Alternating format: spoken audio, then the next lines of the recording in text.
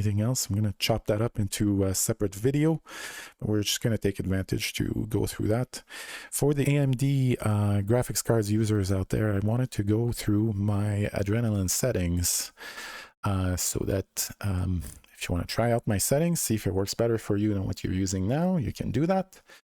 Then, of course, RSR, super resolution, super handy when you're playing at a lower resolution than your monitor's native resolution. I have the sharpen effect fairly high at 90. You might prefer to put it a bit lower than that, maybe 80, if you're not into super sharp visuals like I am. And then I have, of course, anti-lag on. I have that for every single game I play. Why not? If you're not using super resolution, then you can use Radeon image sharpening instead. Again, I would use it at 90, but 80 perfectly fine. Then we have enhance sync enabled. Anti-aliasing method is multi-sampling. We use application settings. That means it's on. Do not turn on morphological anti-aliasing. It's going to make, going to give you jaggies, look real weird. And anisotropic filtering is on at max. I have an RX 6800, just for reference. If you've got a weaker graphics card, let's say a 5600 XT or something older, a 5800, or a 580, I mean. Even a 590, I suggest maybe taking down the anisotropic a little bit so you get better frame rate. There's going to be more juice left on your card basically to give you frames instead of improving filtering. You should worry about your frame rate before you worry about filtering, especially that it's a game that struggles to give us a decent frame rate a lot of the time, particularly when you're in the middle of the map. Texture filtering quality, I used to use a 6600 XT before I got the 6800, and I used to put that on performance. So to give you an idea, now I put it on high because I get enough frame rates that I want better visual quality instead of better performance. That's highly personal.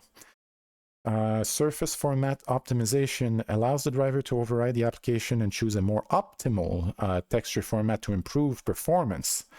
Typically has minimal impact on image quality. Notice they don't say no impact on image quality.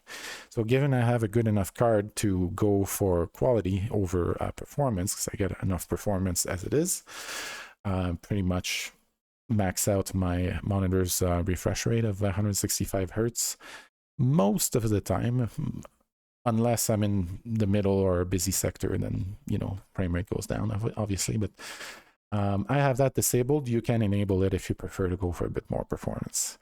Tessellation mode should be AMD optimized. There's no reason to turn that off or use another setting, in my opinion. OpenGL triple buffering doesn't really apply to DirectX 9, which is the engine for World of Warplanes, so leave that off. Finally, AMD FreeSync I have set to AMD optimized. That does introduce a bit of screen flickering for me in the hangar, not in game though. So I keep it on because I'd rather have my refresh cycles timed with the monitors when I'm playing the game than not have flickering when I'm in the hangar, where obviously visuals matter a lot less. And that's about it. Other than that, you know, performance tuning, that's just general settings, but here are my settings for my 6800. It's a fairly aggressive overclock, but a good undervolt. The card never goes above 75C in a gaming scenario, maybe 80C if I do a benchmark test. So that's it for my Adrenalin settings.